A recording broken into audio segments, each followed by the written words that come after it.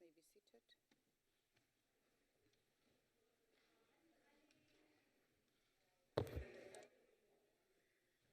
Order, honorable members. Order, honorable members. Order, honorable member from Mpumalanga. Thank you very much. I have been informed that the WIPARI has agreed that there will be no notices of motion or motions without notice. I have an announcement to make, honorable members. I wish to announce that presiding officers were informed that the Minister of Public Service and Administration will not be able to participate in the debate. The Minister of Justice is therefore acting on behalf of the Minister of Public Service and Administration.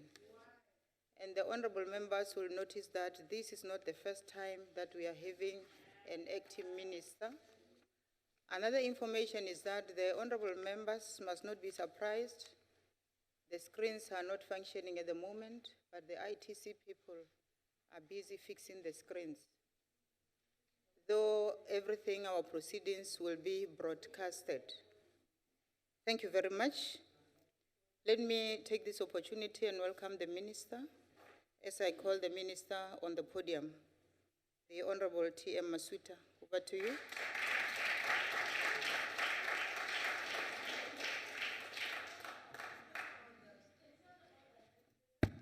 Thank you, Chairperson, and greetings to colleagues of the NCOP, and in particular, members of the Select Committee, including the Chair and the Whip of the committee, and of course, echo the apology from the Minister concerned for whom I'm acting today. Let me also indicate, Chairperson, that we have a bit of a dilemma because we will be voting on schedules in the NAA whilst one is preoccupied with the side on how we're going to manage. My apology, Honorable Minister. Yes. We were supposed to allow the Secretary to read the order of the day. Okay. Our apology for that. You are already on the podium. You can continue. All right. Chairperson, we consider this budget on a very special occasion when we celebrate the year of one of our stalwarts who has led the struggle for the liberation of this country, Comrade Oliver Reginald Tambo. Comrade Tambo dedicated his entire life fighting for the liberation of our country and its people. As South Africans, we are indeed indebted to the sacrifices made by Comrade Tambo and fellow freedom fighters for the democratic dispensation that our country now enjoys. It is in his honor that government has declared the year 2017 the year of the life and legacy of O.R. Tambo. The Constitution of the Republic of South Africa, 1996, envisages a public service that is professional, accountable, and developmentally oriented. The National Development Plan, NDP, has identified specific steps that need to be taken to promote the values and principles of public administration as contained in the Constitution. These principles are central in the building of an efficient, effective, and development-oriented public service as part of a capable and developmental state. The Department of Public Service and Administration will continue with the responsibility for coordinating and reporting progress to Parliament on the implementation of the Service Delivery Agreement for Outcome 12, which is an efficient and effective and development-oriented public service.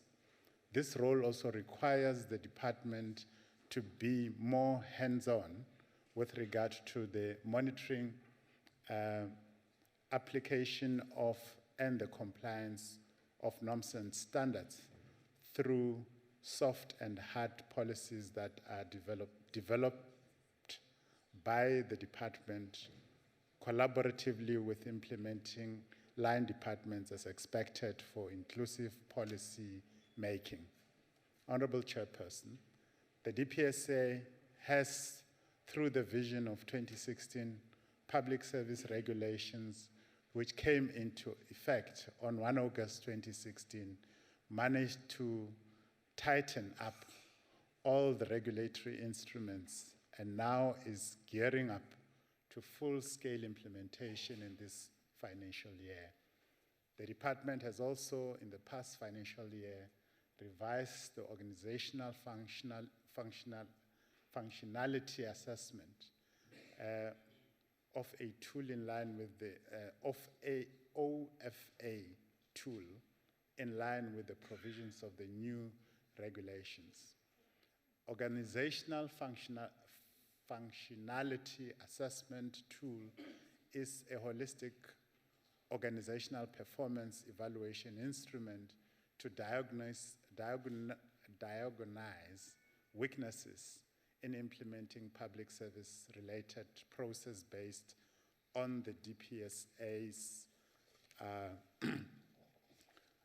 norms and standards. The OFA tool measures effectiveness, whilst the productivity measurement tool measures efficiency within departments. In order to have an effective public service machinery, we needed to ensure that we root out corruption in the public service.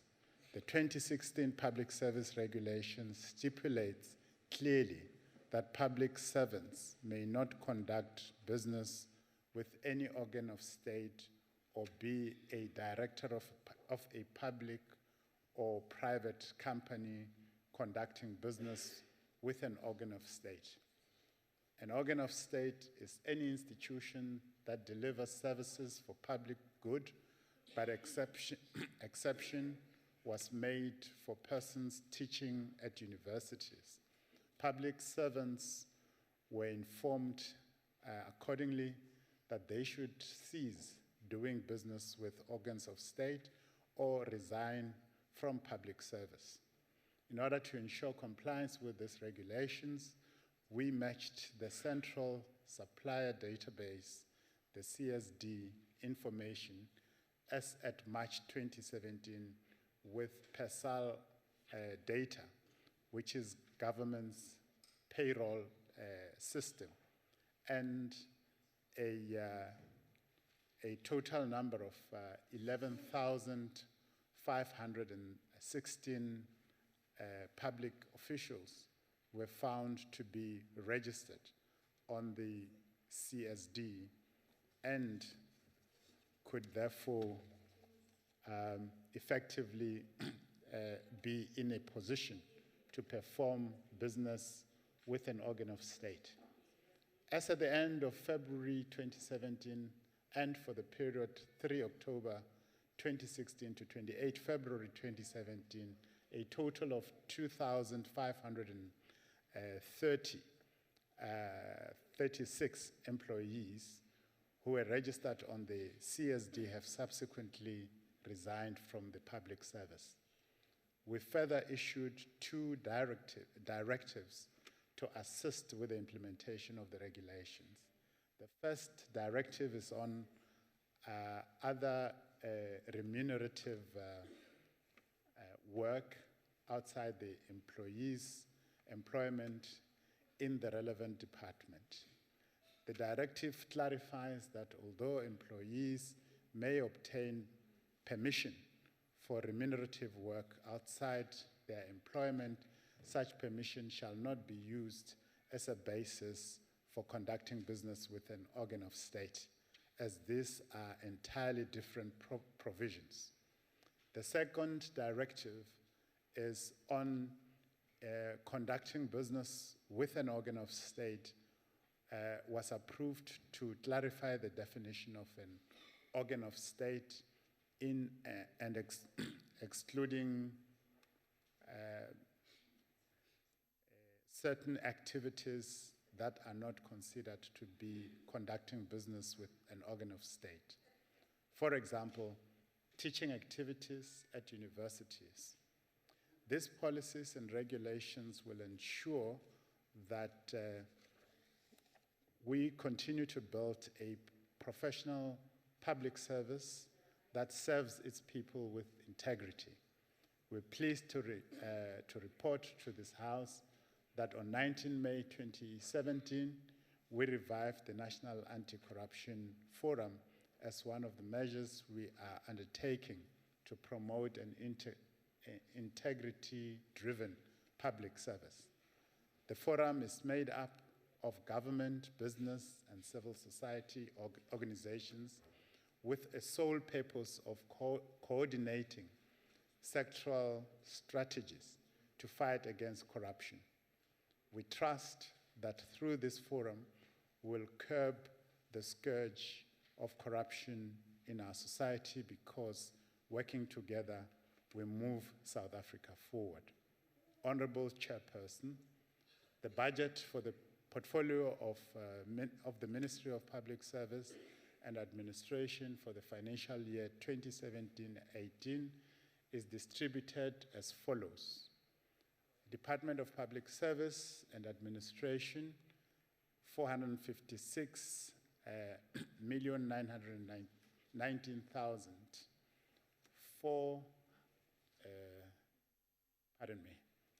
Public Service Commission, 245,664,000.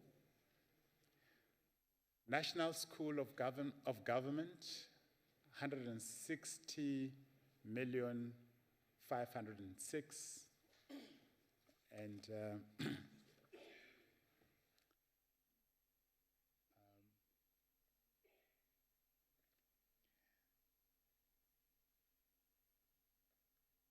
the Center for Public Service Innovation, 34,055,000 rands.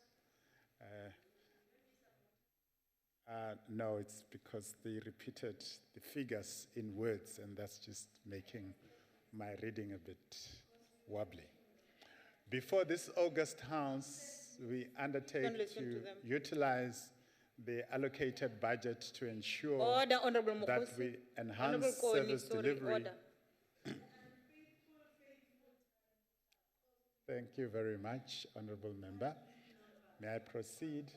Before this August House, we undertake to utilize the allocated budget to ensure that we enhance service delivery to our citizens. As a portfolio, we have already embarked on numerous community engagements as part of our outreach programs, not only to keep our fingers on the pulse by inspecting the level of service delivery, also to ensure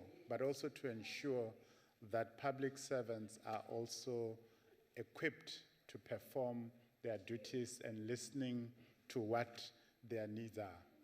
On 28 April 2017, the Minister for Public Service and Administration, Honorable Ms. Faith Mutambi, undertook community engagements in molding, in Meloding, Machabeng, local municipality in the Free State province.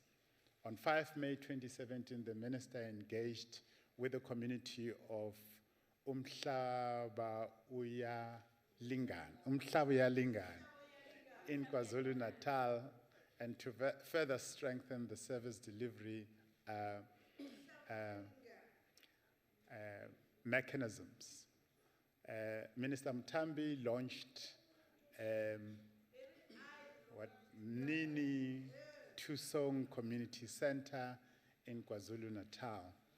The Deputy Minister, Ms. Tipuo Letsatsi Duba, held community engagements in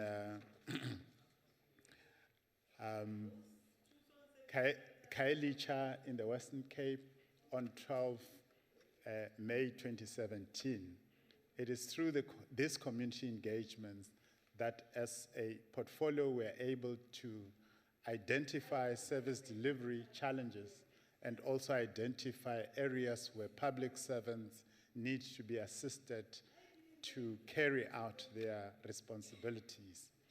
Through our feedback mechanisms, we will be going to these communities to monitor progress on the challenges identified both in the community and in some instances amongst the public servants.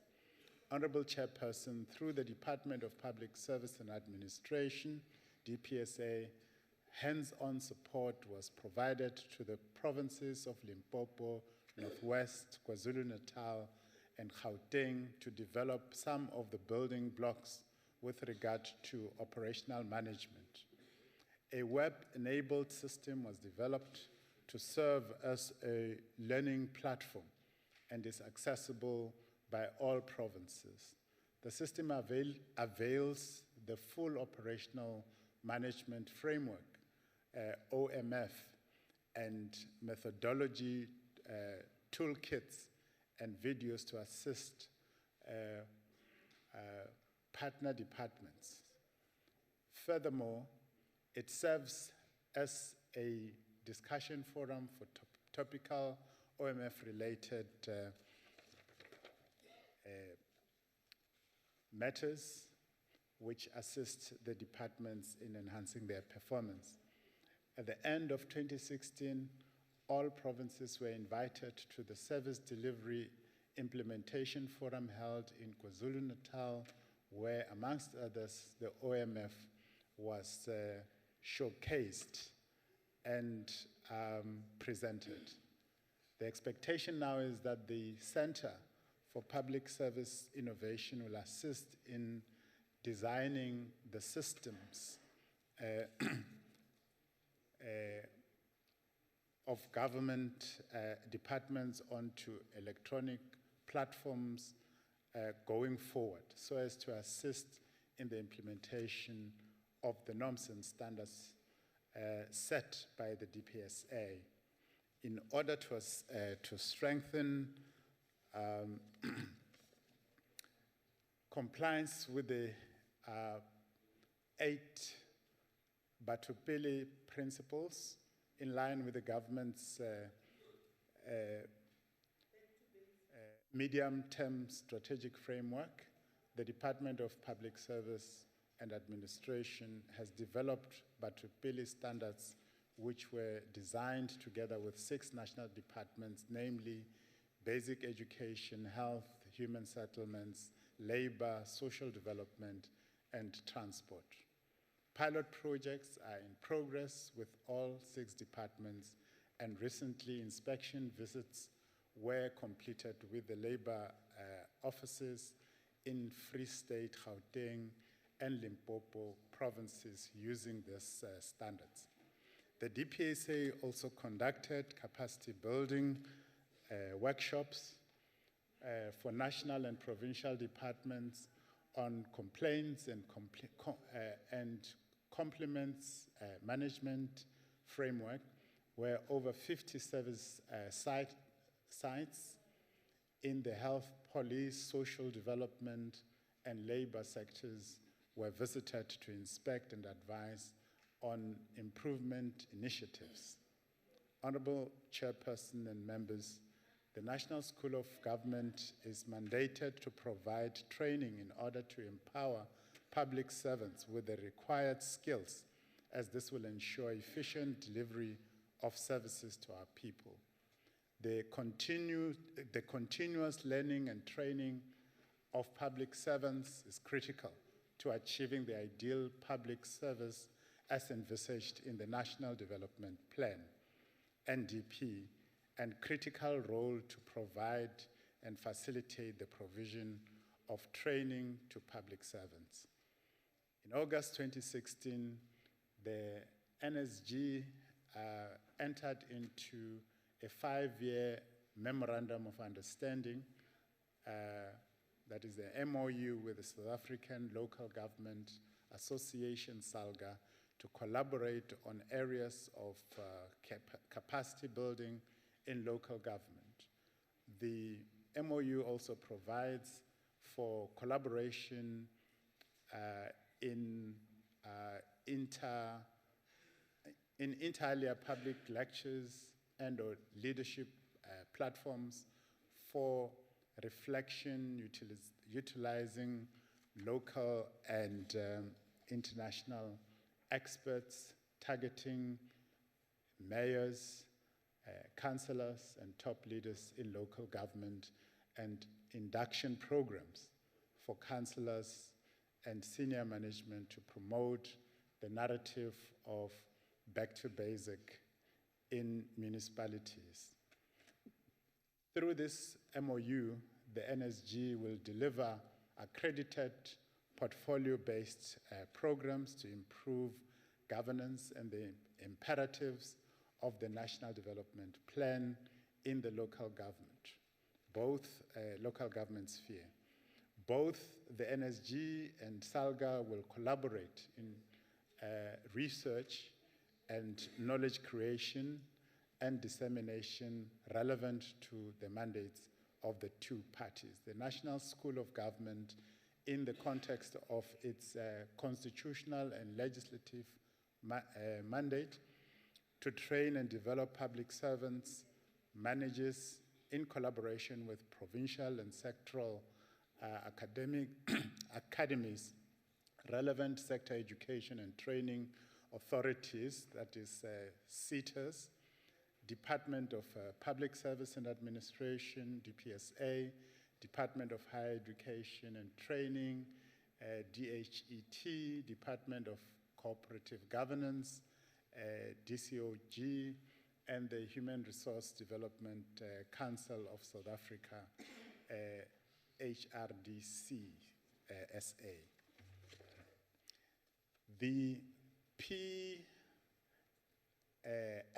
has positioned itself as the main networking platform utilized by more than 1,000 practitioners who come from all the three spheres of government to learn new knowledge, share information, and exchange best practices on HRD matters.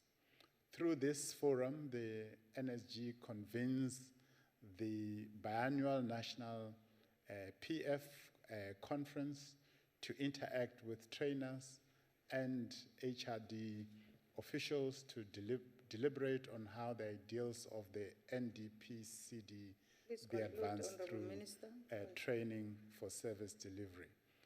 Let me conclude by once again presenting this budget policy statement to yourselves, colleagues, and on behalf of the Minister of Public Service and Administration, Minister Mutambi, on a note that says that as the African National Congress, we are clear about our mandate, we are committed to the values of our Constitution, but above all, our people come first. And through service delivery, we will continue to ensure that the lives of our people continuously improve for the better. I thank you very much. Thank you very much, Honorable Minister. I shall now call on the Honorable J.M. Tetwa, Acting Chairperson of Select Committee on Cooperation, Governance and Traditional Affairs.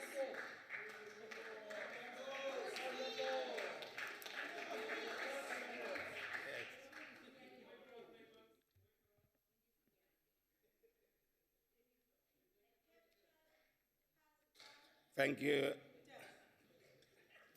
Thank you, Chairperson. Honorable Chairperson, Honorable Minister, NCOP delegates, members and distinguished guests, the debate on the 10th, which is the debate of public service. Order, Honorable Koni, please remember our rule number 31. You're not supposed to converse aloud. Thank you. Continue, Honorable Mtetwa.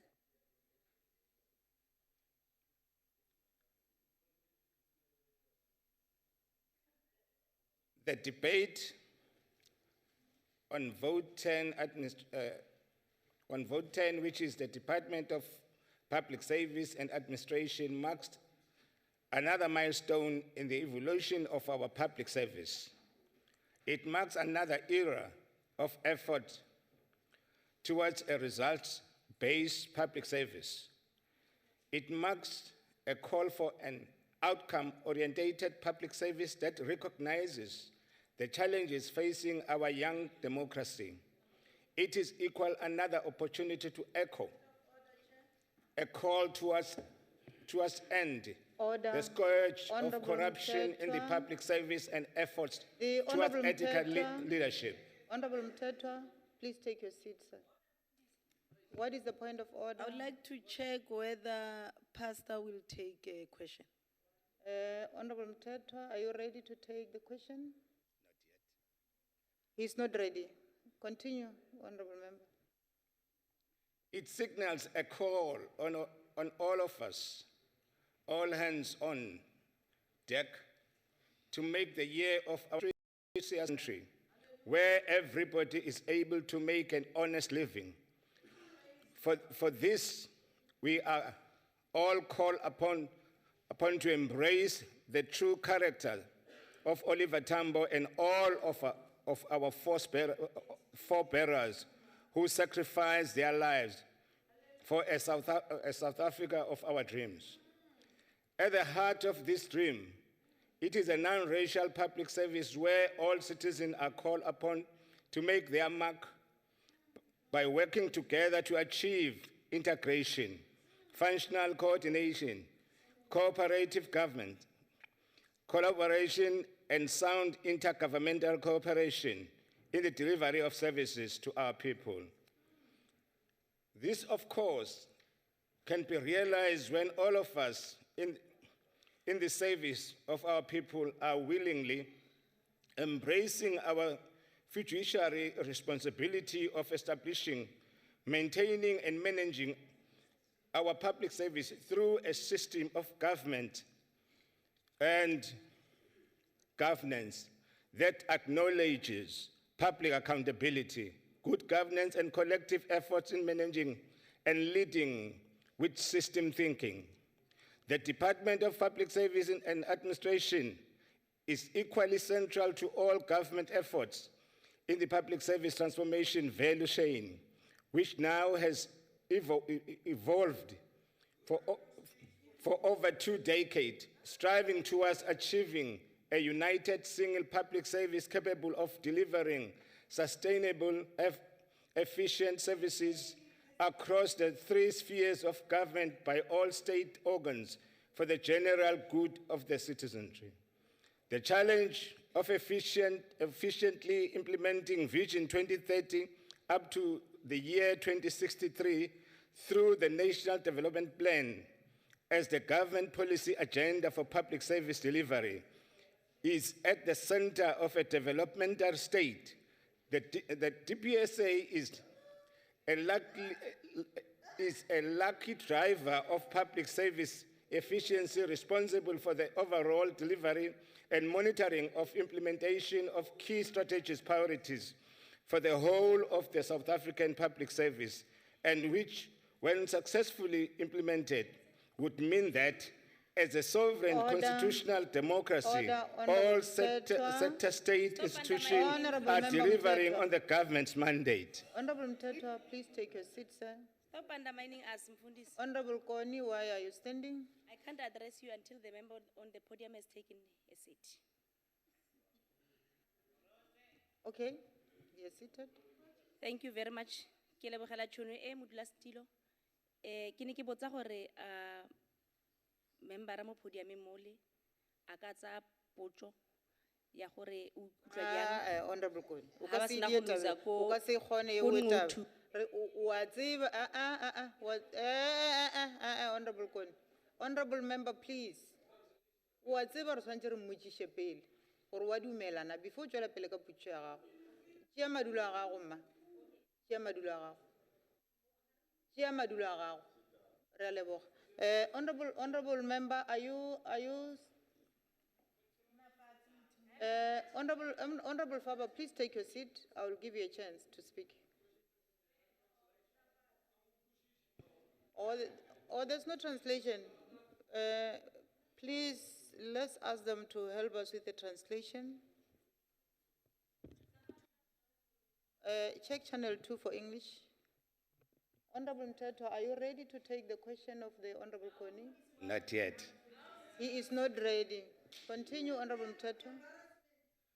While the DPSA provides an exhaustive list of its 2017-2018 policy priorities for the entire South African public service, it must be stated clearly that it is the resolve of the government to develop and nurture a results-oriented public service that embraces good governance and accountability, a clean and corrupt-free public service that represents the interest of a developmental state across the three spheres of government, and putting people first as a focal point that challenges all of us to work together cooperatively towards achievement of the government's common goal. To strive towards a true public service dedicated to serve the people of South Africa.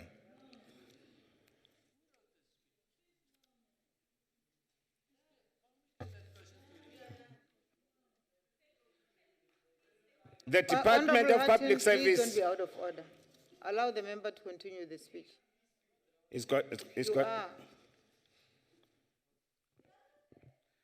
This alone further challenges us to embrace intergovernmental cooperation across the three spheres of government, working together to achieve synergy, integration, cooperation, government functional coordination, and cooperation in delivery of services. In terms of the budget, the department has, for 2017-2018 financial year, been allocated an overall budget of 897.1 million. This represents the increase of 15.0% when compared with the 2016-2017 allocation, which stood at 779.9 million.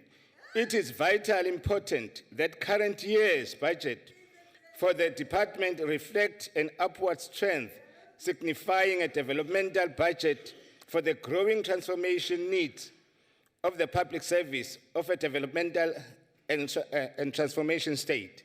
The Public Administration Management Act 2014, number 41, and 2014, the PAM Act, central to a series of innovation and aim at bringing the public service in line with innovation aimed at bringing public service in line with the requirement of the Constitution. Besides constitutional requirement, it is equally crucial for the government The to Honorable create... Mteto, please take your seat. Honorable With due respect, Chairperson, Isaac. Thank you. With due respect, through you, Chairperson, the speaker on the podium said something about the PERM Act. Could you just check with him to explain to the... I don't get the PERM Act. Now, with due serious, I don't understand the PERM Act. Perhaps we could just get some clarification through you, Chairperson. Thank you. Honorable Isaac, please take your seat. You are allowed to use this if ever you don't hear well what he's saying. Please. English is on channel 2, channel number 2. Thank you very much. Continue, Honorable Mteto. Besides constitutional requirement, it is equally crucial for the government to create an environment whereby the South African public service is able to compete globally using a number of rating scales. It should thus be appropriate repositioned to effectively play its Honorable role in Mteto. complementing the work. Honorable Mteto, please You're take your undermining seat. me, Honorable Mteto. The Honorable Koni. Thank you very much, Chairperson. You know, I stand here traumatized, and I'm only standing up because this thing is repeating itself. Somewhere this week when Honorable Mteto debated, he was leaning on the podium. And I'm worried that he will end up falling.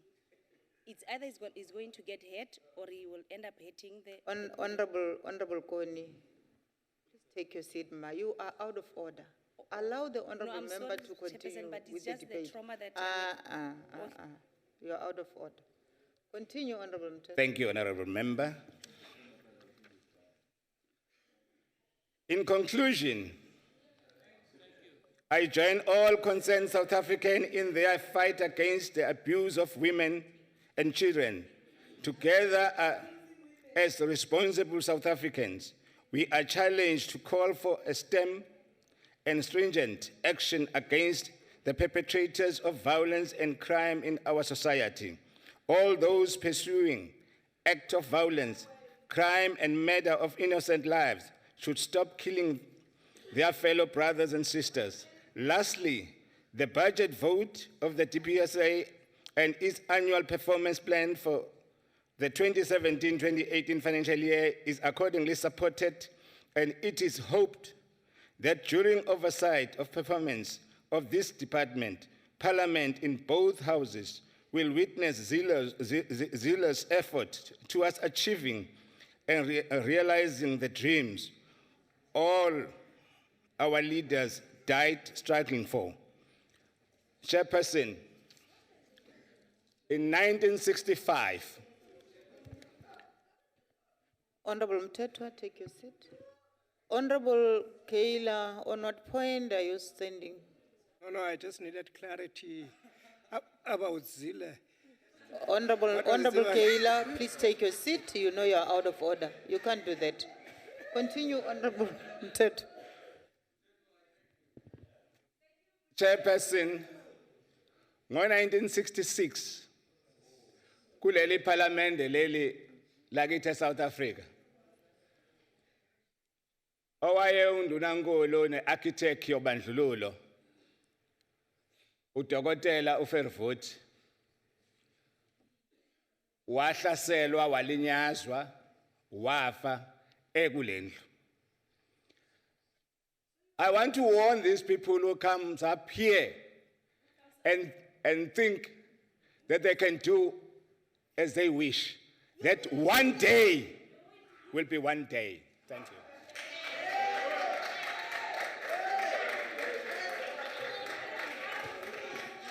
you. Thank you very much, Honorable Mthetho. The Honorable order, honorable members, order. Honorable members, order. I see the two honorable members are standing, the Honorable Mokwele and Honorable Michalakis, and the Honorable Mthetho is now no more on the podium. Why are you standing? Why are you standing, honorable member? Let me start with Honorable Mokwele first. I'll come to you, sir. I'm standing on a point of order. Point of order. The honorable member is... Also, no you longer are not debating. going to take it. Even if he threatens us. You are not going to take it. Honorable member, your point of order. There's nobody who is going to... How do you know?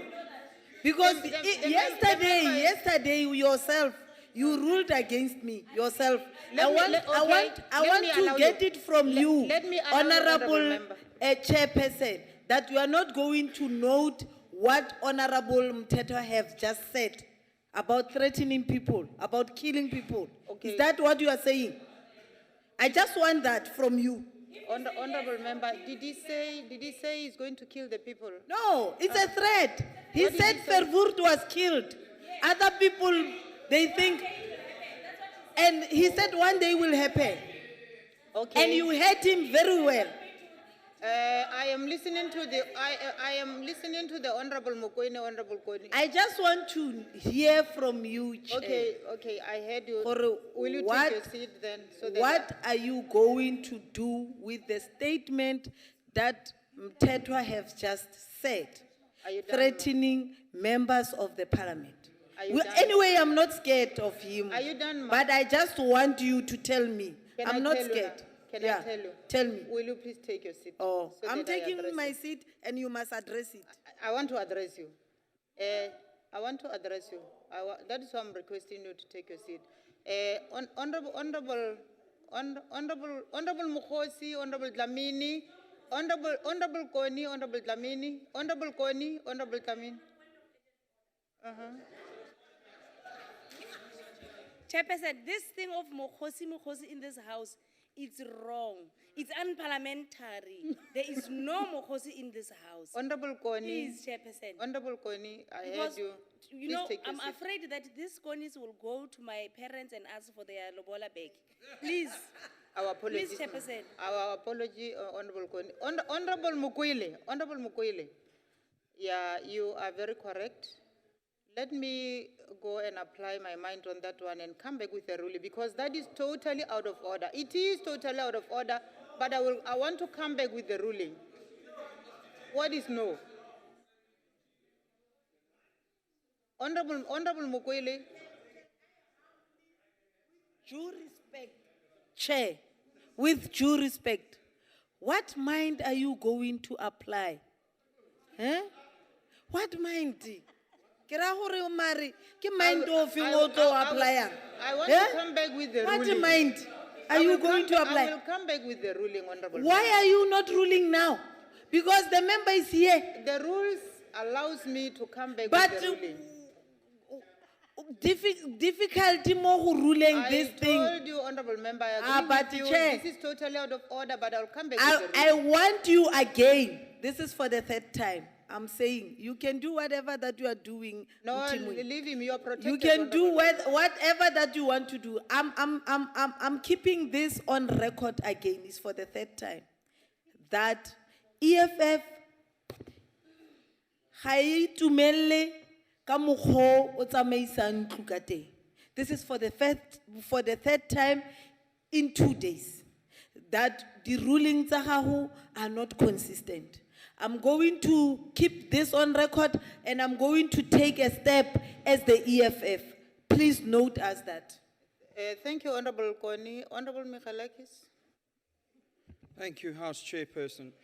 House Chairperson, it is the second time in 2 days that a member of the governing party has not just in the House, but over a microphone in your presence, threatened other members of this House. Now, I find it very, very disturbing that you can't make a ruling immediately if you hear such threats. Because if you hear them and you don't rule, it means that you don't have the will to rule. If you hear them and you don't hear them, it means that you are not paying attention on that seat. I would be more than happy to give you a rule book. But if you want to sit in that chair, you are supposed to protect all of us. If a blatant threat is made over a microphone and you do not rule on that, then you are, with all due respect, sorry excuse for a presiding officer. Thank you very much, Honorable Michalakis. Honorable Mtetwa, will you please stand up and withdraw the threat you have just made in the House? That 1 day is 1 day. You said, Honorable members, Honorable Mtetwa. Okay, allow me to continue with the ruling. Please take your seat, Honorable Dlamini. Take your seat, honorable member. Take your seat, honorable member. Please take your seat, Honorable Dlamini. I will come back to your point of order. Now I'm still dealing with the honorable member. Honorable Mtetwa, please listen to me. You made a statement that the Honorable Verwoerd was killed in this House, and you continue to say 1 day is 1 day. So I want, the honorable members are not satisfied about that. They feel as if it's a threat. So I want you to withdraw the threat. I don't think they are satisfied by the speech that I've delivered. No. The only part that you said when you were concluding your, honorable member, please make your life easy. Withdraw that threat. Why? Because it's not parliamentary. I never threatened anybody. If I did call somebody, he must stand up and say, you said this to me. You did not mention a name, but you said it will happen in this House. Will you please withdraw that? Go and consult answered. Okay, Incoming honorable members. Order, honorable members. Order, honorable members. Honorable Member Mtetwa, can I request you to then repeat what you said about Verwoerd? I am ruling. You gave me a chance to rule. Let him repeat.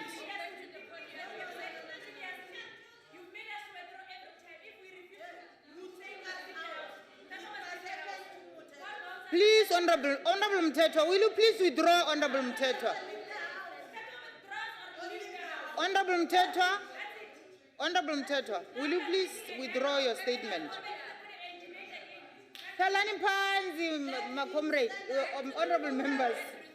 Honorable Mukwele, please take your seat. Can I finish with the Honorable Mtetwa? I asked the honorable members to take their seat. I don't know why they're standing. Honorable Abskakhan, please take your seat. Take your seat, honorable member.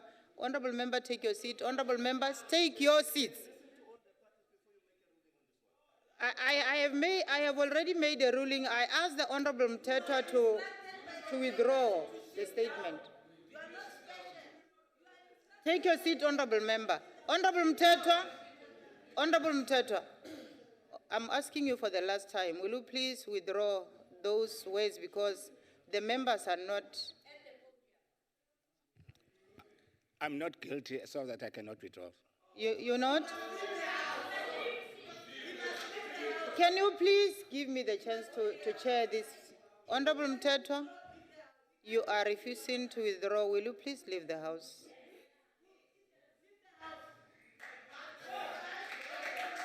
Thank you very much. Let us continue with the debate. Honorable Engelbrecht. There's one thing. Oh, before the Honorable Engelbrecht, Honorable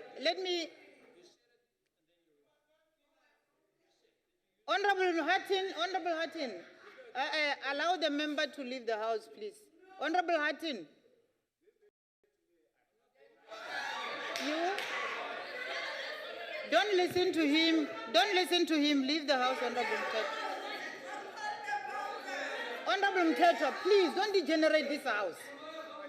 Honorable Mtetwa, don't degenerate this House. Go out, Honorable Mtetwa. Let me recognize the Honorable Member. Please take your seat, Honorable Member.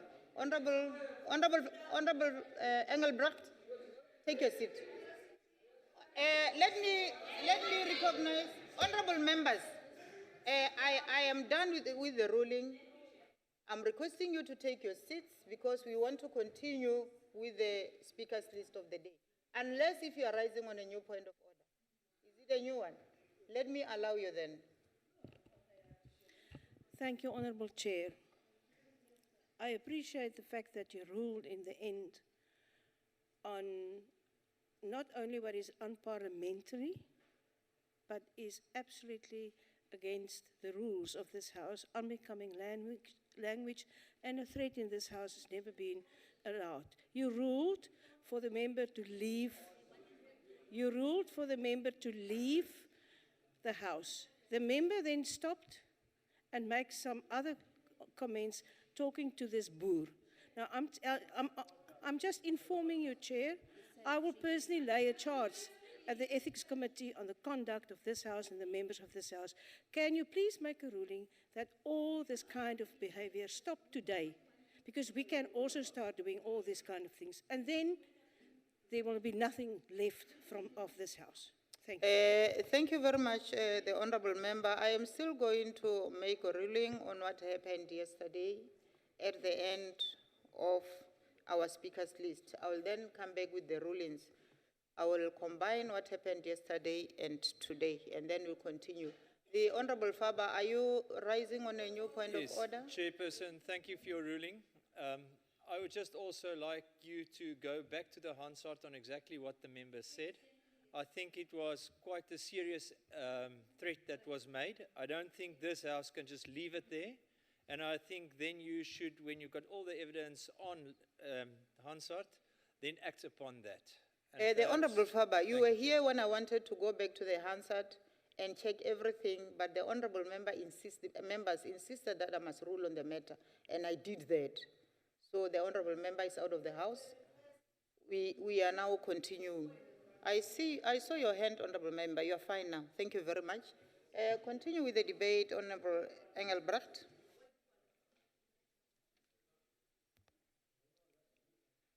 Madam Chair, I just need to check my time. Thank you. Madam Chair, firstly, I'd like to take this opportunity to congratulate the Western Cape disaster for their immense effort that they took these past 2 days in saving lives. And it was a terrible 2 days for this province, and the immense effort that was taken by the Disaster Management Fund. And then our condolences go out to the people that lost their lives and to the people that lost their Honorable homes. members, allow the member to continue with the speech. Or there is a hand. Honorable Engelbrecht, please take your seat. Honorable Mlambo, On a point of order, Honorable. what is the point of order? I don't think it's correct for a member to congratulate a disaster. Thank you. That is not a point of order, Honorable Member. Continue, Honorable Engelbrecht. Madam Chair, obviously we need to get these people hearing aids because it's the Disaster Management Fund. Continue with your debate, ma. The main objective of this department is to improve the effectiveness and efficiency of the public service by cultivating integrity and strengthening accountability in the public service. This department is headed by Minister Faith Mtambi, former Minister of Communications, who almost destroyed the SABC. Her track record does not bode well for a department with a mandate to cultivate integrity and strengthen accountability. After 70 days in her position, she is yet to attend a single portfolio meeting. She never even bothered to attend a 2-day workshop dealing with her budget, and she is not here today. So much for strengthening accountability. And lest I forget, she quickly hosted 2 mbizos valued at 1.3 million. So much for integrity. This money could have been spent on improving people's lives. 10 posts are allowed in the minister's department, yet now they have 22 personnel. So much for improving efficiency.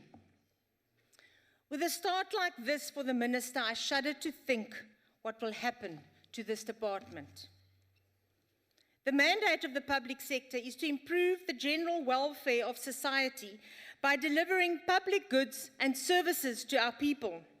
To do this, the public sector needs to be effective and efficient in fulfilling its responsibilities. This means maximum use of the limited financial resources. Albert Einstein said, "Insanity is doing the same thing over and over and expecting different results." South Africa's cabinet is one of the world's largest in comparison to its population, with a hugely bloated government and positions. The public sector wage bill is one of the government's biggest expenditure items, with more than 550 billion allocated to the public sector wages for this financial year. This amounts to 36% of our budget. In 1994, the public wage bill was only 5% of total government expenditure. This has now grown to 13% of total government expenditure. Corruption in public service has risen to endemic proportions, with politicians and public officials diverting public funds away from service delivery into their back pockets. The former head of the Special Investigating Unit, Willie Hofmeyr, in 2011 reported that between 25 and 30 billion rand is lost yearly to this type of fraud. According to the Journal of Public Administration and Policy Research, reforming the public sector has not been possible, mainly as a result of political interference, unaccountable civil servants, non-compliance with reforms, and the overall decline in governance. Our departments lack political will. Not surprising, since we have a president with a 215 million rand scandal, where public money, instead of being used for our people, has been used to upgrade his private homestead. Further, the president is undermining the institutions to which he should be held accountable by propping government positions with officials sympathetic to his cause and their own political ambitions. The leaked email saga has clearly shown how this country has been captured by the Guptas. The emails are evidence of the influence of the Gupta family on the presidency and on government. According to the Council for the Advancement of the South African Constitution, South Africa as a nation loses an estimated 20% of its gross domestic product, that's its GDP, annually to corruption. Corruption in the public sector procurement process is one of the biggest challenges. In spite of legislative and regulatory frameworks, corruption delegitimizes these processes. The scourge continues unabated as the public purse is seen as a get-rich scheme for those in public office. 4 years ago, the National Public Service Commission admitted that over 20,000 public servants had been charged with corruption. The Education Department revealed that 3,000 of its employees received government tenders worth 153 million rand over a 3-year period. And in the Health Department, 235 employees benefited from government deals worth 42 million rand. The Auditor General indicated that government workers were linked to companies that benefited from tenders worth more than 600 million rand. And, listen to this, that 90% of the government's senior managers revealed that they have private investments or interest in companies doing business with the state. Corruption steals from the poor. It undermines service delivery and stifles economic growth.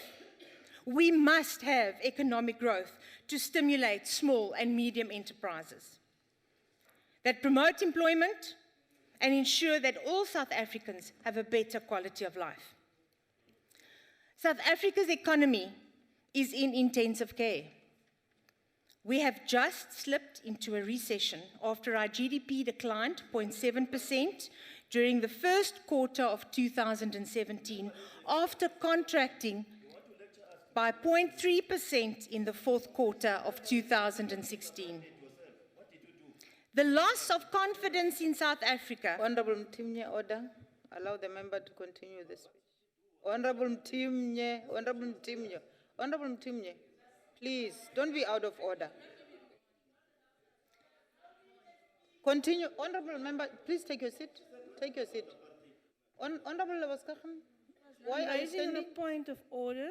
What is the point of order? The point of order is we continue with the same kind of remarks that is going into apartheid. Honorable Lawaskachan, with due This is respect, really- please, I called the member on a point of order, and now you are standing up. And you are Please, not doing... Honorable Mtimnye, allow me to address the member. Honorable Lawaskachan, take your seat. Continue, honorable member.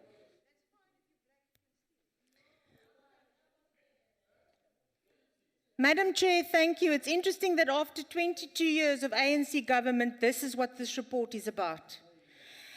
And after 22 years, the loss in South Africa, the loss in confidence in South Africa is due to a culmination of political, social, and economic factors. Under the ANC leadership, just in the past financial year, government spent 35.2 billion rand on the services of consultants, travel and subsistence, as well as on catering and entertainment. 9.2 billion was spent on travel and subsistence costs, and 927.4 million, that is just this past year, on catering, entertainment and venue rental. This government continues to waste money that should be spent on improving people's lives. You're just scared of the truth, that's all.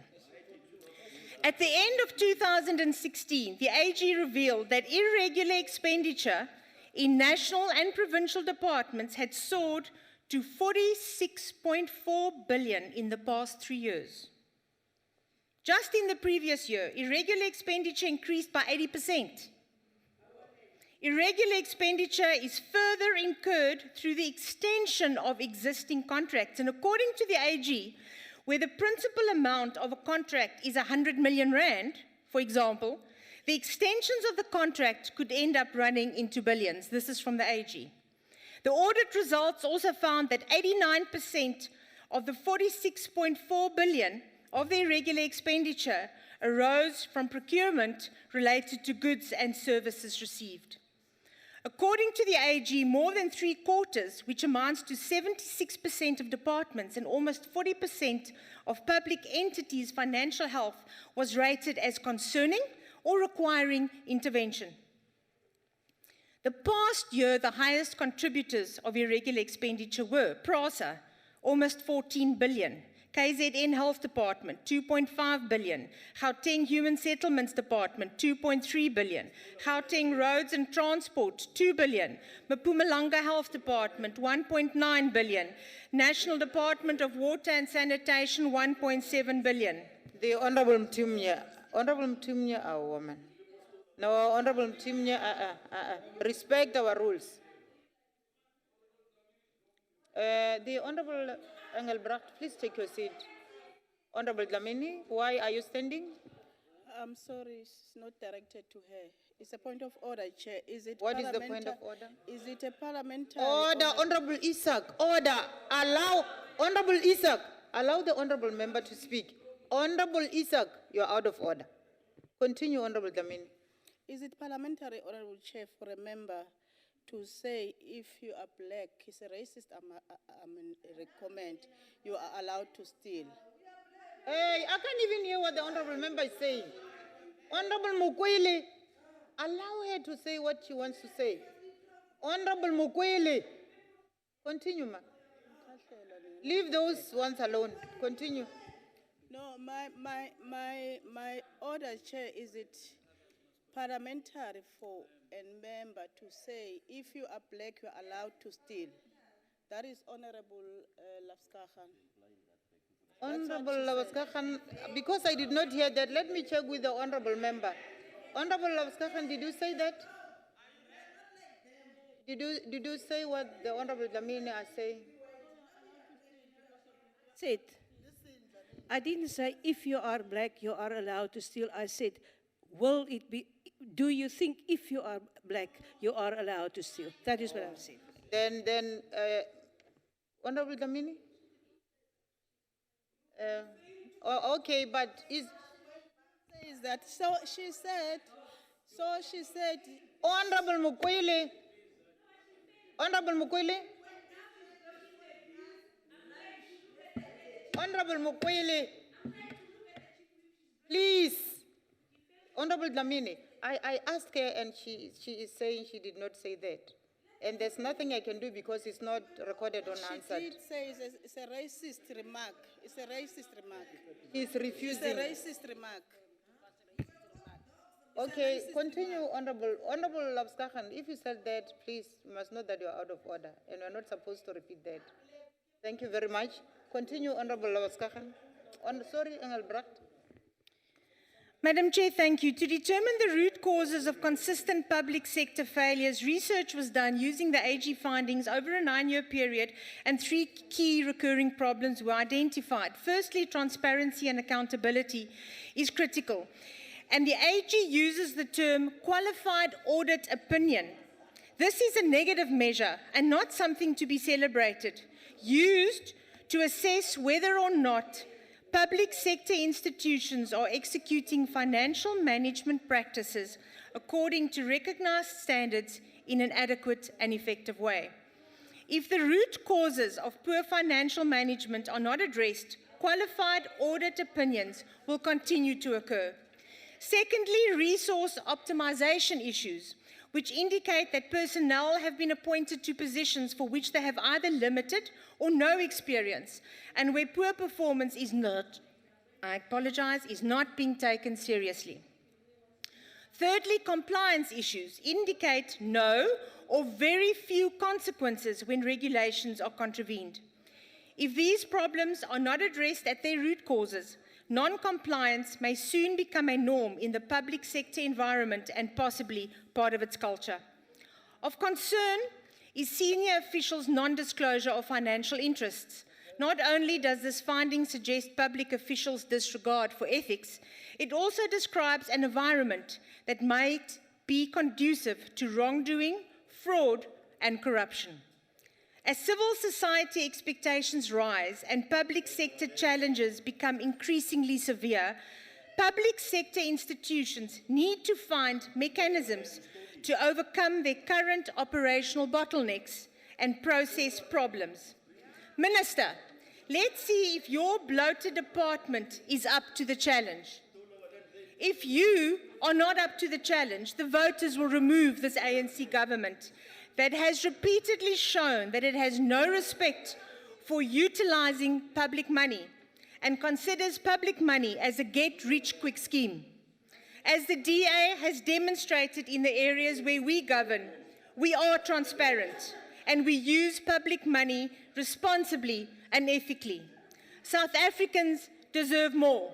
We all deserve a public service that is ethical, value-driven, and fights corruption. I thank you. Thank you, Honourable Member. I shall now call on the Honourable Koni.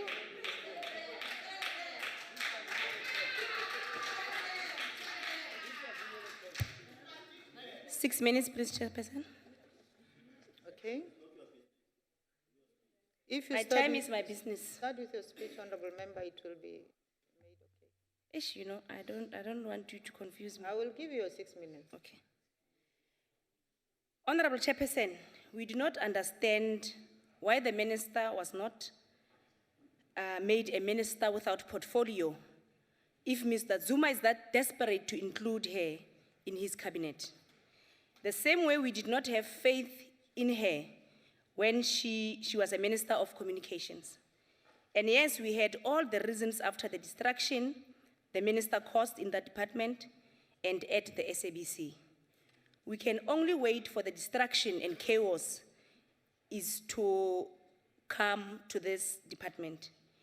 We say so because everywhere you go, the minister leaves a trail of distraction where there was faith and hope.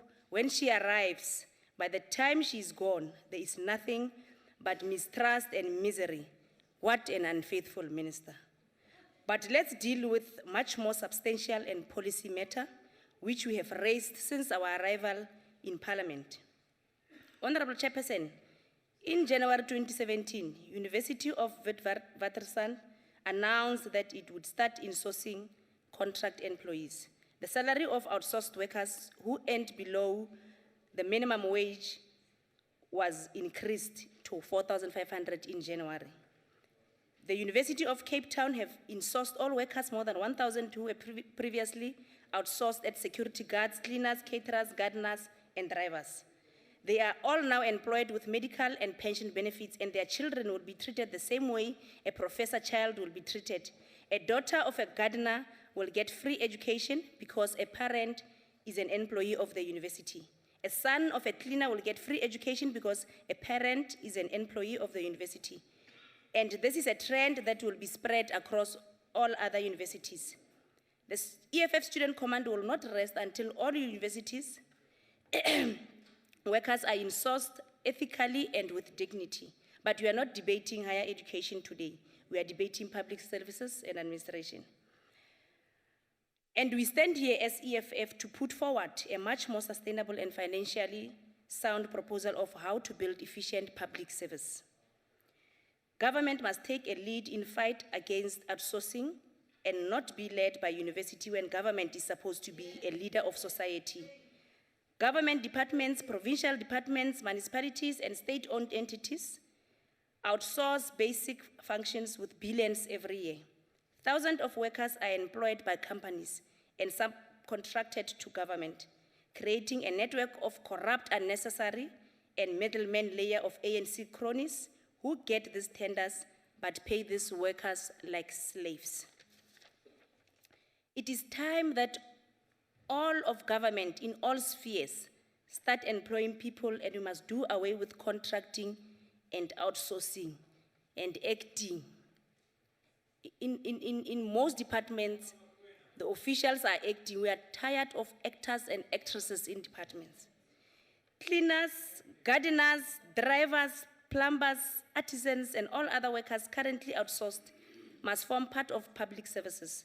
They must benefit from medical aid, pension, and housing subsidies.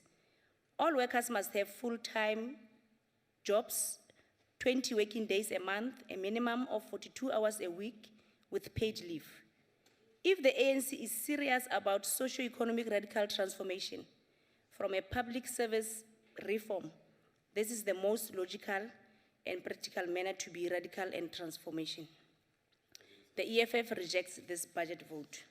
Chairperson, the unbecoming language of this House, members being called dogs, members being called black rubbish, terrifying threats, lobbying of ministers from the very same podium where I'm standing, it's very wrong.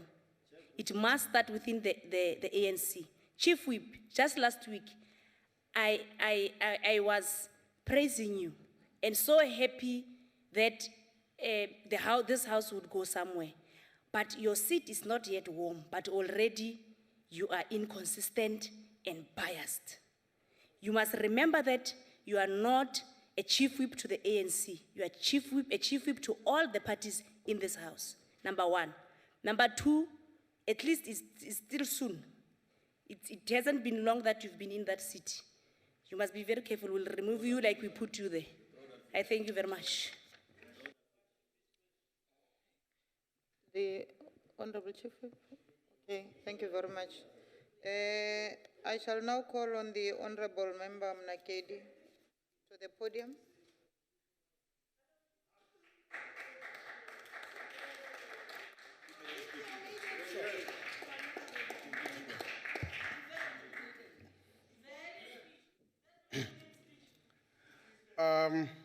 Honorable Chairperson, Honorable Acting Minister of Public Service and Administration, Honorable members, the DG and senior management of the department, ladies and gentlemen.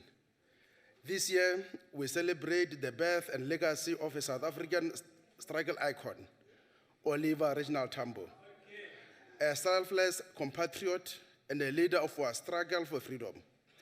We celebrate the legacy of OR Tambo and pay homage to him by remembering the ways he left us with in his quest to see South Africa free when he proclaimed, and I quote, "It is our responsibility to break down barriers of division and create a country where there will be neither whites nor blacks, just South Africans, free and united in diversity," closed quote. The ANC's commitment to building an interracial, non-sexist, united, democratic, and prosperous society remains guided by the Freedom Charter's call that, and I quote, "The people shall govern, all people shall be entitled to take part in the administration of the country, the rights of the people shall be the same, regardless of race, color, or sex, and all bodies of minority rule, advisory boards, councils, and authorities shall be replaced by democratic organs of self-government," close quotes. The goal of the ANC since its formation has been to give all the people of our country the chance to choose their own government. The apartheid government was always been used to harass, divide, and humiliate the great majority of South Africans, while securing privilege and relatively high standards of service for the minority. This resulted in the ANC's call for a constitution that guarantees a higher quality of government service for all, as articulated in the 1992 Ready to Govern ANC policy guiding document. Ready to Govern calls for a public service that must be based on the principles of representativity, competency, impartiality, and accountability. The ANC has also envisaged a public service that is non-racial and non-sexist in its character, comprising of personnel that is well-trained, disciplined, humane, and loyal to the Constitution. It envisaged a public service that is drawn from and serves the interests of the people as a whole. This was reaffirmed by the Reconstruction and Development Program of the ANC, which called for a public service that reflects the gender and the racial composition of South African society, and that all public service institutions must develop more efficient system of delivery. The RDP states, and I quote, "The people from groups that were previously excluded from the public sector should be employed to ensure that all our people are fairly represented. There should be training and support for these people. The number of staff employed in the public sector should match the need to deliver services to the people. There will be codes of conduct for all government officials. These codes will set the standards of professional service that all South Africa's people expect from the public sector. Training will ensure that public servants are able to serve people effectively," close quotes. Prior to 1994, the public service in South Africa was thus characterized by a poor quality of services, a low skills base, inefficiencies, a lack of commitment, and no respect for citizens. In addition, the public service lacked transparency and accountability, providing space for abuse of power and corruption, which indeed started at that time. The ANC has fought to ensure that various and balkanized apartheid-era institutions are amalgamated into a single democratic non-racial system. South Africa's first democratic government inherited a fragmented, unaccountable, and racially divided governance system in 1994. Post-apartheid, since 1995, the public service has engaged in the process of transforming itself into an efficient, effective, democratic, fully representative, development-oriented, people-driven, and people-centered instrument of service delivery. To this end, the country's governance landscape has changed significantly since 1994. The publication of the white paper on the transformation of public service by the NC government served as a point of departure for the transformation of the public service. The Constitution of the Republic of South Africa, as adopted in 1996, provided the foundations for building a democratic and inclusive state, and is hailed indeed as one of the most progressive in the world. Apartheid laws were repealed and a Bill of Rights enshrined in the Constitution, guaranteeing all citizens socio-economic and human rights. Furthermore, in the first decade after the transition to democracy, the NC government focused on restructuring, intensive policy development, and Honorable Koni, you can't including do that. And you know, the wholesale revision. Honorable Munagedi, please take your seat. The honorable member, let me, before I come to you, Honorable Mokwele, let me allow the Chief Whip to say something. Honorable Chief Whip. Thanks, Chairperson. I'm just rising to remind the House that it is a convention that the member making a maiden speech, it is an uninterrupted speech. So I just appeal that we really stick to that rule. Thanks. My apology, honorable members. I should have made mention that the honorable member is rendering his maiden speech. So thank you very much, Honorable Koni. The Honorable Mkwini, why are you Actually, I was congratulating him. Okay, thank you for the congratulations, but you are interrupting. Take your seat. Continue. Thank you very much, Chairperson. Furthermore, in the first decade after the transition to democracy, the ANC government focused on restructuring, intensive policy development, and comprehensive legislative reform, including the wholesale revision and modernization of the legislation governing the public service. New legislation introduced during the period includes the Public Service Act, the Public Finance Management Act, as well as the Municipal Systems Act and the Municipal Finance Management Act. The legislative reform process was largely completed by 2004, and since then, the focus has shifted to improving and accelerating implementation. The extension of access to basic services such as water, electricity, education, housing, and social security has been a major achievement of the post-apartheid era. However, despite this dramatic expansion, access to quality services remains uneven. These disparities result from the apartheid spatial and governance systems, compounded by institutional weaknesses in some provinces and municipalities.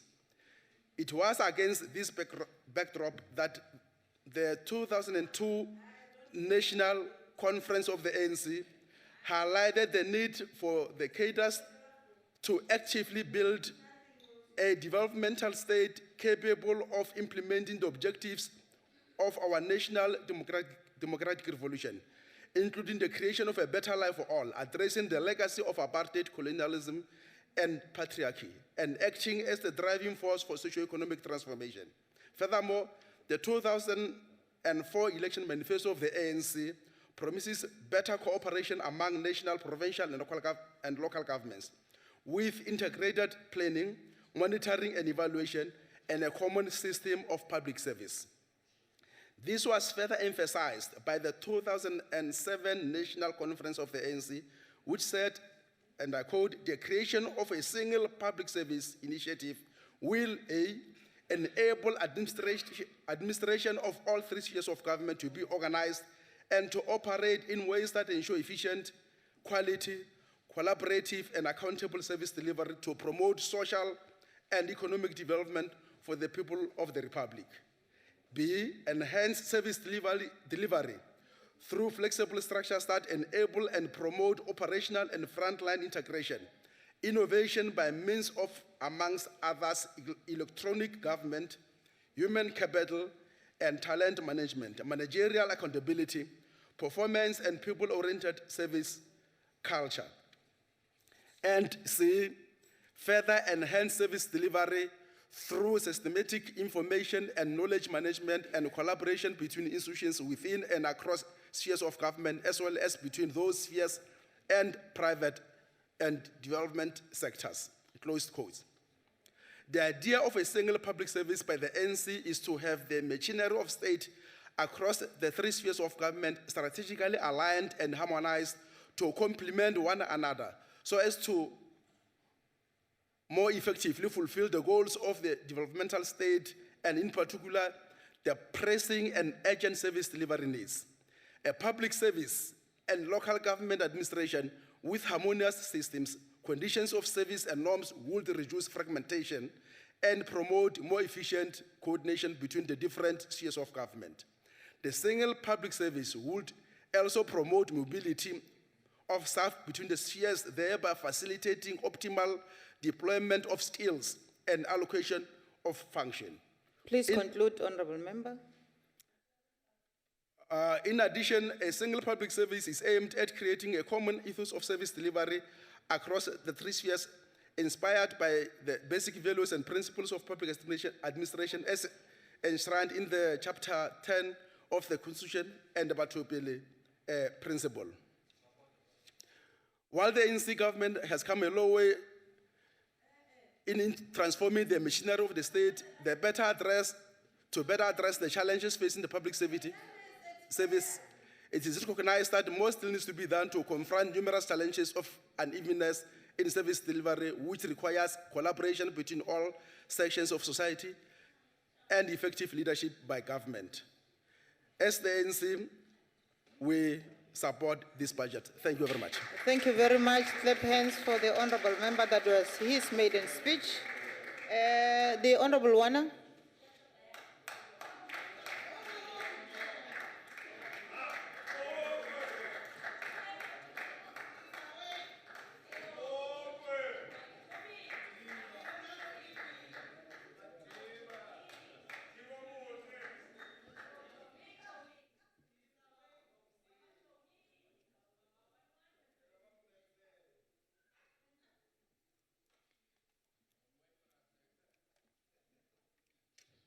Thank you, Chairperson. Honorable Chairperson of the NCOP, Chief Whip of the NCOP, congratulations, Honorable Mhai, Acting Minister of the Public Service Administration, permanent delegates of the NCOP, distinguished guests and members of the media. Chairperson, let me congratulate the people of our country of taking a resolution of adopting a Freedom Charter, which today you are saying it has 62 years and we've been accounting the oppression, which was designed to exploit the masses of our country.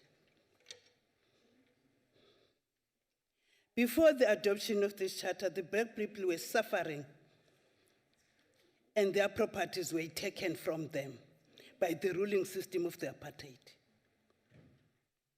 Last month, Chairperson, it was the month of the workers of the world united, protecting their lives, protecting their efforts by doing bargaining chambers for better salary and benefits. This month, Chairperson, is the month of the youth people. But as South Africans, we are surrounded by the wounds of the exploitation, where our youth was gunned down in Soweto in 1977 by the apartheid regime.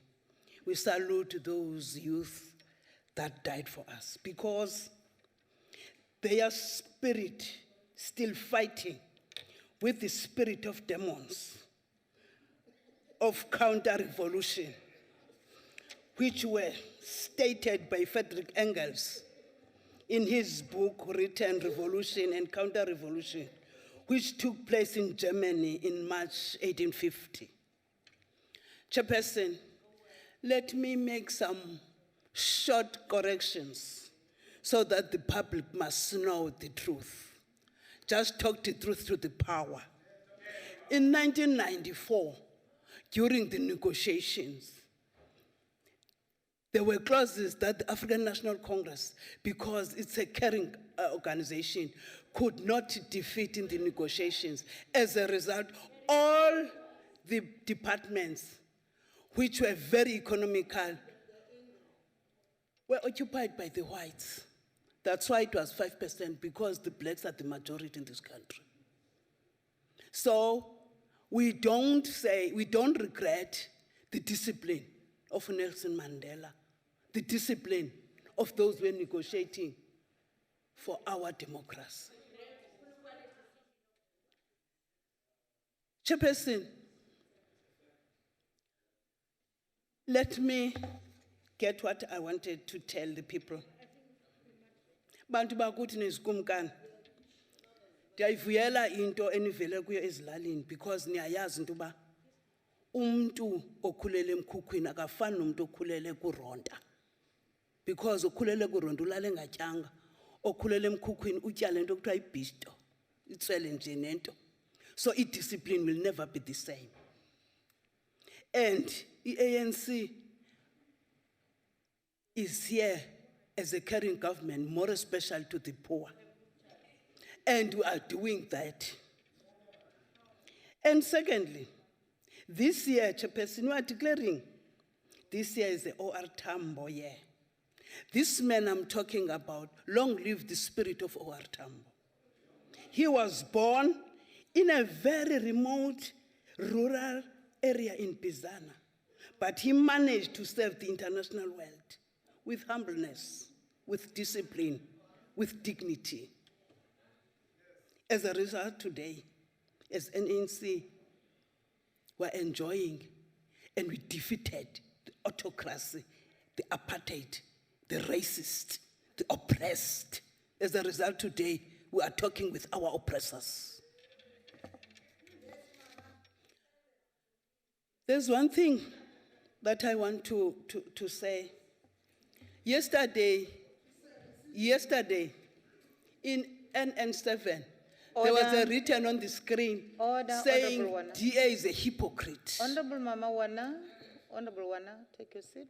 Honorable Isaac, why are you on your feet? Honorable Chairperson, with due respect to you, myself being also a product of apartheid, I hear the Why are you speaker- standing, I'm Honorable telling you why I'm Isaac? standing. On what point are you standing? I'm standing on a point of order What- okay. where the speaker... What is the point of where order the- then? Will you allow me to speak? Yes, put your point on order. Tula, ngiyakhuluma. So what I'm saying is that the speaker at the podium is saying that she is speaking with her oppressors currently. Now, I'm kind of lost. I mean, what oppressors? Honorable Isaac, Yes, Mama. please take your Chairperson. seat. Yeah, sure, that sure, is not a point of order. You were supposed to ask if ever she want to take a question, because that is a question, it's not a point of order. Continue, Honorable Mama Wana. Please take your seat. You were out of order, take your Chairperson, seat. then on a point of order, through you... Point of order, you through failed. you, will the speaker on the podium take a question? Okay, let's ascertain if ever she would want to take a question. Are you ready to take a question, ma? Honorable Wana? No, because he's delaying my He is time. not ready. Take your seat. Continue means with she your is not speech. ready? She is not ready. Ah, okay. Take your seat. Thank you for the correction. In the CNA7, in the screen, there was writing, DA is a hypocrite.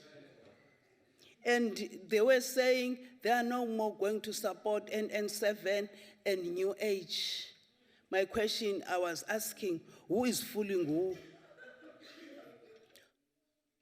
Who is fooling who? Because DA today is saying they are going out, they opt out to support NN7, and they're going out to support New Age. Who is fooling who? Thank you, Chairperson. What I can say, I pity those people who've got a hope that DA will bring anything nearer. Because everybody is saying in 1990 they are going to rule. As long as our own are still fighting, even if they are here, if are not here with us in terms of the flesh, but their spirit is with us because we are standing here on their shoulders. The National Development Plan highlights the need of the effective Order, coordinated state Honorable institution Wana, with- take your seat. Honorable Isaac, you're on your feet. Why? Chairperson, on a point of order, and with due respect, the order paper says Public Service and Administration Appropriation Bill 5. This is what the debate is. I'm not sure which debate the honourable member on the podium is talking to. Thank you. Please take your seat. Thank you. You're welcome. Please, Honorable Isaac, that is not a point of order. Chairperson, Allow the honorable member to continue with the debate. Chairperson, for the sake of peace and progress, I want to make Issa to be on the par. The DA candidate who was discussing here, she was talking even with the issue of the economy. So he must open his ears when the DA is talking here.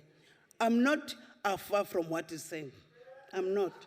Secondly, public sector department has got a disciplinary structure where all the servants of the state are disciplined. So apha bethuna sanuzoma apha zinkosi nizothetha intengo yonyaniso. There are so other opposition parties are so economical in terms of the truth. I don't know. And secondly, Chairperson, there's one thing that I must say. Order, honorable members, order. When you talk about public sector department, that department, because when you say in 1994 that was 5%, it was 5% of illiterate whites, Batuna. You cannot take in this current situation because of the experience without credentials. Well, that department is the credentials are the first priorities when you want to employ a person. So let us not stand here and grandstand about what the ANC is doing. Secondly, Chairperson, I'm really want to talk to the department. The department must implement the integrated finance management system because it's crucial in addressing the challenges of the PESA system. And secondly, they must consider monitoring and evaluating the vacant posts in all provinces. Because the ANC is saying, let us create jobs. They mustn't do against the manifesto. That is one thing that I can appeal it. And secondly, Chairperson, the department must monitor the youth learnership, the internship, and the artisans, so that after the youth has been trained, they must be given the position to get the experience. Chairperson, makenthethe sakuthi ke namhlanje. Uyazi namhlanje kumnandi ngoba iANC sibeke kule ndawo. Wonke umuntu uzingela ephethe ityiwa. Kawusozingela ephethe ityiwa ke uyingozi ngoba ungaze udle nempuku. Ngoba lokho awuyazi sona silwanyana funeka usityile. And yonke ke lonto njengoba namhlanje nizingela niphethe ityiwa isingathi lo 1919 lo 1920 kayazi uzawufikela thina singekho bantu beAfrican National Congress. Kanti thina apha we are carrying government. And apha asibuzi ngoba noba ngaba iAfrican National Congress ithini phaya emakhaya bayayazi ba umntwana ophikiweyo ngumfana uyanikwa imali yobatye and umntwana uya esikolweni noba uzithwele. Kodwa namhlanje inyana ayikho ngoba kaloku wonke umuntu ungathi uzithwalele ixanduva loba uhambe nabantu abathi ngenye imini ungangeni kwinkongolo yabo. Ngoba njengoba abantu abamnyama bebaleka emva kweDA nje abangeni pha ku-federal. The Honorable Wana, your time is expired. Thank you, Chairperson. With that, ANC supports.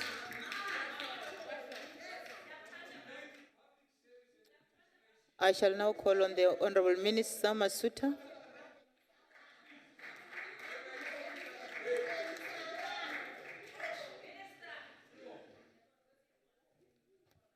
Thank you very much, House Chair, and let me recognize the presence of the NCOP Chair and the Chief Whip and all the chairpersons present and honorable members once again.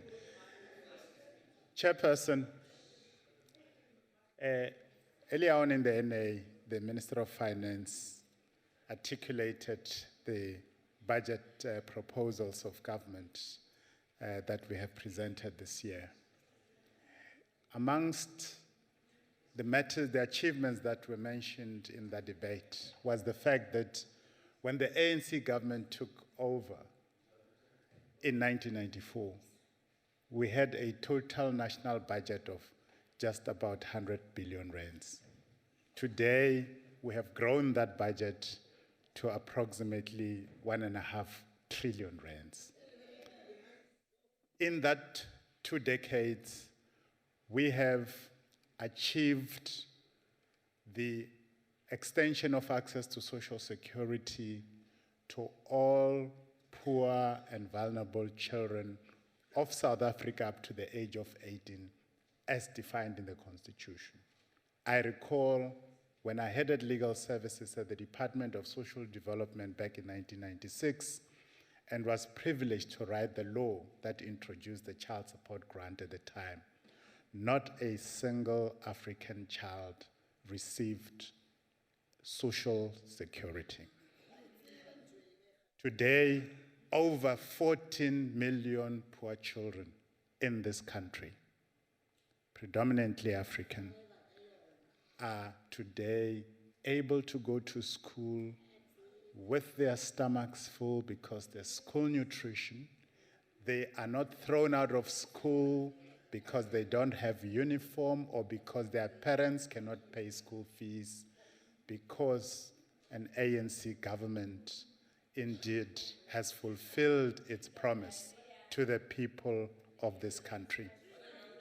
We have millions of families in South Africa having access to free housing that we provide to the poor, unknown anywhere else on this continent. And today, access to healthcare services in this country has resulted in a significant improvement in the survival rate of children, as well as improving life expectancy of our people in a significant way. We rolled out anti-HIV and AIDS programs through treatment, through testing, that have ensured that today our people no longer succumb to disease and they're able to live a full life. Ms. Zille, this morning on AN7, tries to explain herself, and she says, I have been misunderstood.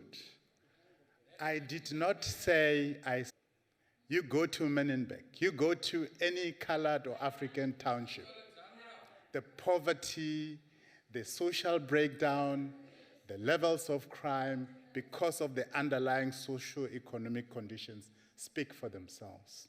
What have you achieved in the over a decade that you have been in power in the West DA, other than continuing to sustain a white homeland and sustain it as the last outpost of an apartheid-run territory? Because you are actually advancing the apartheid policies effectively. You are calling our people refugees in a country of their birth. What does that mean? It's worse than insult. It's outright racism. I wonder if she would sustain with those kind of utterances the day the new law that outlaws hate speech and hate crimes comes into effect. She might just qualify to be the first person to be charged under that new law. Thank you very much, Chairperson. Order, honorable members. I want to make a ruling on the point of order raised by the Honorable Mohai, Honorable Labaskachan, and Honorable Nkwenya yesterday on the 7th June 2017 during policy debate on budget vote number 17, social development. Honorable members, during the policy debate on budget vote number 17, social development, both Honorable Chief Whip and Labaskachan rose on points of order against remarks made by the Honorable Mokwele. Honorable Nkwenya also rose on a point of order on the same matter.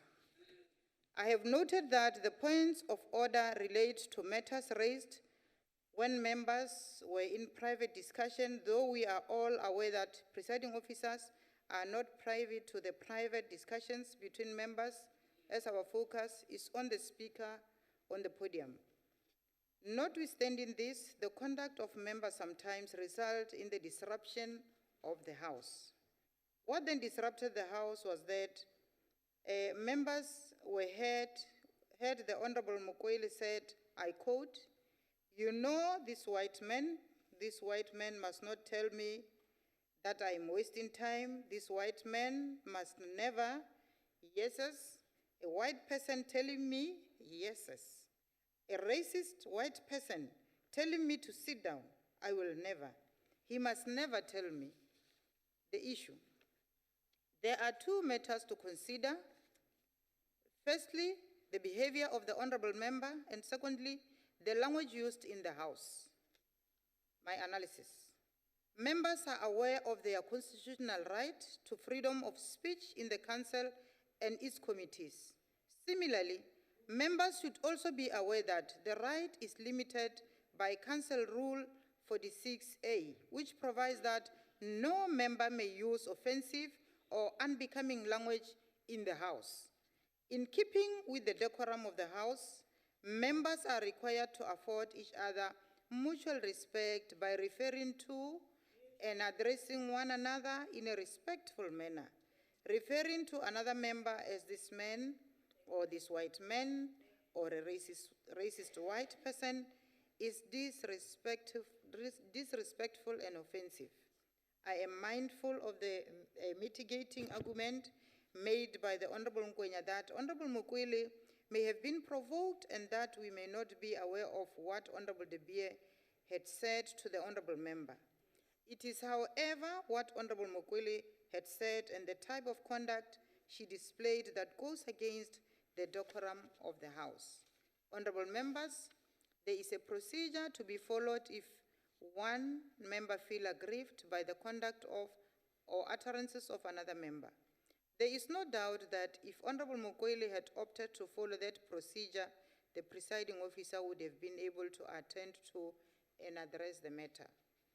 Unfortunately, Honorable Mukwele chose to display the behavior not only unbecoming of the decorum of the House, but also of her position as a public representative. Members will recall that there have been rulings in this House on calling another member a racist. I wish to reiterate that it is not parliamentary to call another member a racist, regardless of the situation or context. I therefore rule that the conduct and the language used by Honorable Mukwele was not in keeping with the decorum of the House. In fact, it is unbecoming and unacceptable. Honorable members will recall that yesterday I requested the honorable member to withdraw from the House, and therefore this should be a last caution to the members. Honorable members, this concludes the work of the day, and the honorable members are requested to remain standing until the procession has left the chamber. The House is adjourned.